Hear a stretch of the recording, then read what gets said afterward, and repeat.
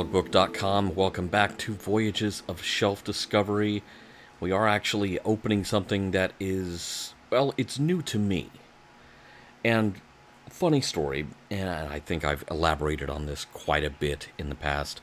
I thought I was going to have to move, and then that changed.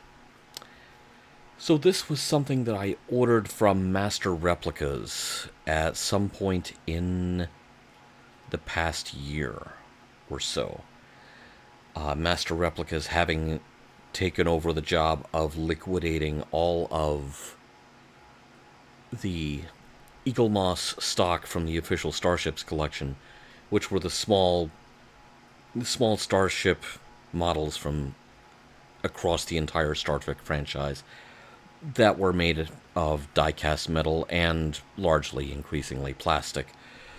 But this was a 4-pack of the, at the time, the 4 earliest iterations of the Starship Enterprise. So you have the NX-01 from Star Trek Enterprise, you have 1701 from the original series, 1701A from the later original series cast movies.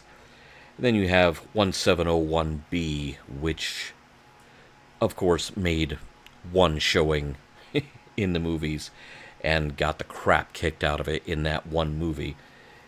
And that was only in like the 15-minute prologue for that movie. So, yeah, the 1701B has seen some stuff. These models were all previously available from Eaglemoss, and in fact, I think most of them came very early. These were very early issues in the official Starships collection. But of course, the Enterprise kind of being the hero ship of the franchise, they were probably overproduced a bit, and so these were pulled together into a 4-pack. I don't know if this 4-pack was a thing that existed prior to the Master Replicas liquidation of Eaglemoss stock, or if Eaglemoss was actually doing this package of 4. But I love the box so much that it's sitting up there empty on top of some other things in my collection, as you can see. Who doesn't love seeing all those different versions of the Starship Enterprise? And that's before you open it up and take the little ships out of it. It's just nice packaging. What's in the box? This. These are the various ships, each individually packaged. Now, the one interesting concession to the 4-pack is that whereas these originally came with a larger format magazine focusing on the history both in-universe and behind the scenes of each design of the Enterprise, the 4-pack comes with a nicely bound booklet that contains the contents of all 4 magazines in one place. So it's smaller in total area, but thicker than any one of the original magazines would have been, because it contains the contents of all 4 of them, and probably reformatted slightly because it is scaled down from those original magazines. So let's do this in chronological order. Start from the beginning. That's always a good place to start. And that means the NX-01 from Star Trek Enterprise, which of course was the last of the Rick Berman produced era of Star Trek. Enterprise was on the air on UPN from 2001 through 2005. As per usual, the Eaglemoss models have a stand, they have a base, and of course they have the ship. So you have to unwrap from plastic each of the bases. No big secret, no big mystery there. Slot the stand onto the base. The base is weighted, by the way, and so it's weighted appropriately to counterbalance any center of gravity issues with the model itself. And of course, the fun part is determining how best... Okay, that's not how it goes. Yeah, I don't think it's that way. I don't think it's that way. It's the saucer. It holds the saucer. Took me a second. I probably should have actually opened the book, and I would have seen the instructions. I learned that the hard way after I read the book. But there's the NX-01. A decent little model of Captain Archer's Enterprise. We have a slightly closer view here.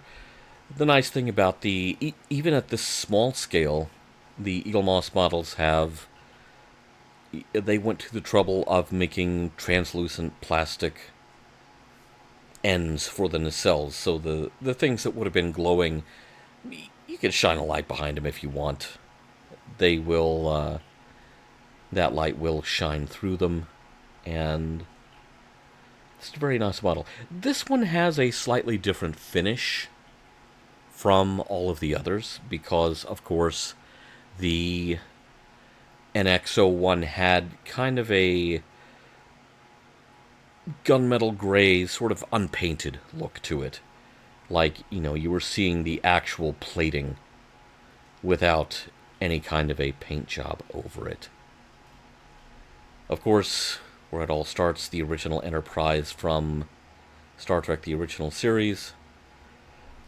As far as the public concerned, this was on TV from 66 through 69, although the design of that Enterprise was actually more or less finalized by the end of 1964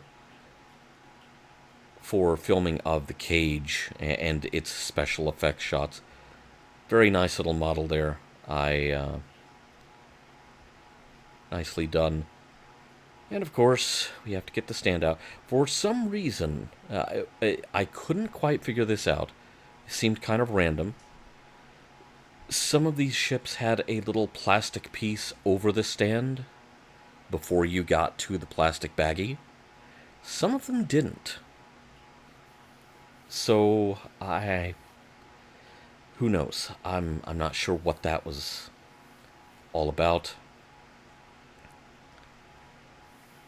And of course, there I am fastidiously putting away the packaging. Putting the packaging back in order to put it away. And now we can put the ship together. There is, by the way, a corresponding box set I did not get that had Enterprises C, D, and E. All of them from the Next Generation era and the Next Generation movies. Mainly because I had already gotten all of those individually. As you can see, these are not in scale with each other. They are scaled in such a way that they take up roughly the same amount of space on your display shelf or your desk or what have you, but they're not scaled to each other.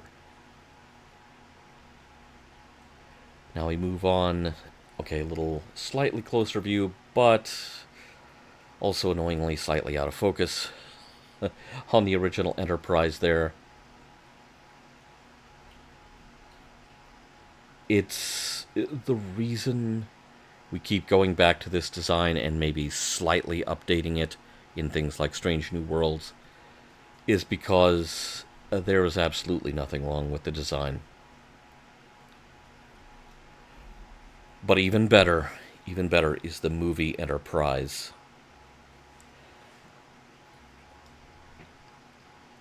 I am so persnickety about... Often everyone defaults to calling the movie Enterprise design 1701A.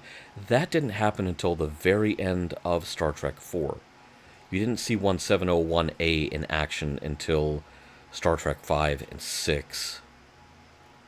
I kind of wish they had just done the refit Enterprise in the box set, but I get it. Everyone wants the whole set, and so it's the A. I am so persnickety about that I got a refit Enterprise without the A. Because. Okay, there we did not have the plastic piece covering the stand, we just had the baggie. Okay, fair enough.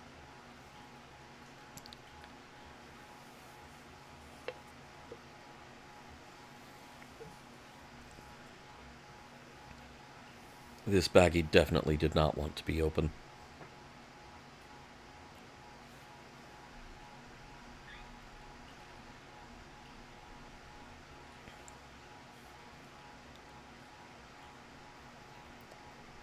And let's get the stand on it. If I recall correctly, this one took me a moment. And because trying to figure out where the struts went. Does it hold the struts? Does it hold the saucer? No, of course it holds the saucer. Getting the drive section down there just right. Bit persnickety. Bit persnickety there. And as with the 1701, it holds the back of the saucer.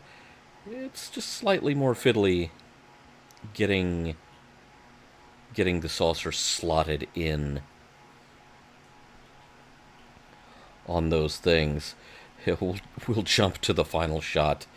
As much as I love the original Enterprise from the original TV series, this is my favorite form of the Enterprise, the movie Enterprise with the original cast, with or without the A. That is to me the platonic ideal of the Starship Enterprise, right there. It's just beautiful. Kind of surprised I don't have the XL of that, but I don't have room for the XL of much of anything. So let's move on to the final one we haven't opened here. You see the other three Enterprises in the background. This is the Enterprise B, which appeared in the opening 15 or so minutes of Star Trek Generations in 1994, which was kind of the handoff movie between Kirk's crew and Picard's crew. Somewhat regrettably, it's an Excelsior class. I'm going to make some people really mad here. I think the Excelsior class is super ugly. I'm sorry. I don't like the Excelsior class. I do like the modifications they made to make the Enterprise B unique, so it didn't just look exactly like the Excelsior. And also part of the reason for the modifications, kind of like the flange around the deflector, was I wasn't even trying to open the bag gently there. Just, sorry, I want the stand out. I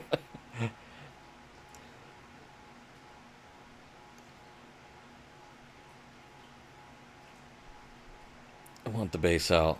I want the stand set up. I want the ship on the stand. Let's have it. This one was fairly easy to figure out. It's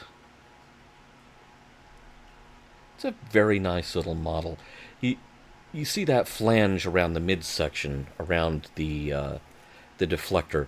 That was added to the model because they needed to be able to damage that part of the ship on the filming model, and they did not want to take a chunk out of the original Excelsior model, which dated back to Star Trek III in 1984, 10 years before Generations.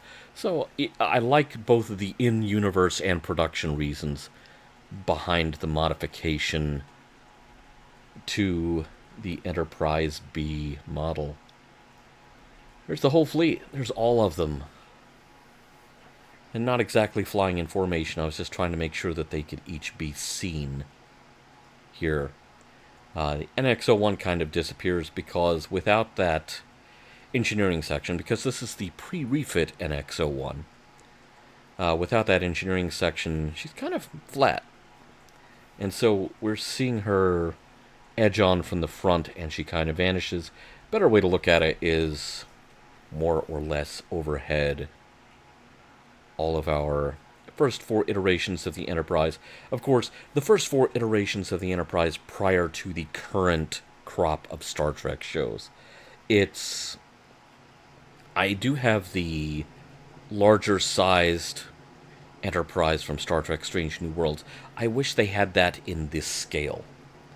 I'm kind of persnickety about that, and I realize we'll probably never get that, because toward the end of Eaglemoss Star Trek product line, it seemed like it had rapidly become apparent that everyone wanted XL models of everything. No one wanted the little ships. I'm on a budget. I also have limited space, believe it or not, and so I prefer the smaller ships. Sue me. Sorry. So it's kind of sad that we don't have the Strange New Worlds 1701 in this form factor, but let's face it, considering that Eaglemoss is now out of business, the license has passed on to Fanhome now that Master Replicas sold off as much of the Eaglemoss stock at, fire sale... well, not really at fire sale prices.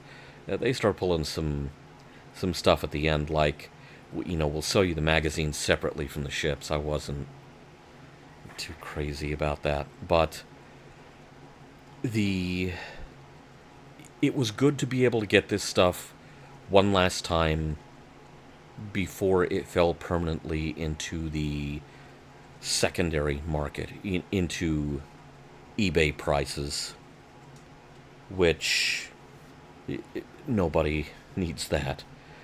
And I think that's why I pulled the trigger on this box set, especially since there had been a lot of chatter about the Enterprise B being hard to get. They had this box set for one price, and it had all of these ships in it, and I thought, let's just do it. Let's just get all of them at once and start a shelf and start a display. I still haven't figured out where I'm permanently going to have these guys on display, but they will all be together, flying in formation, probably with other ships named Enterprise.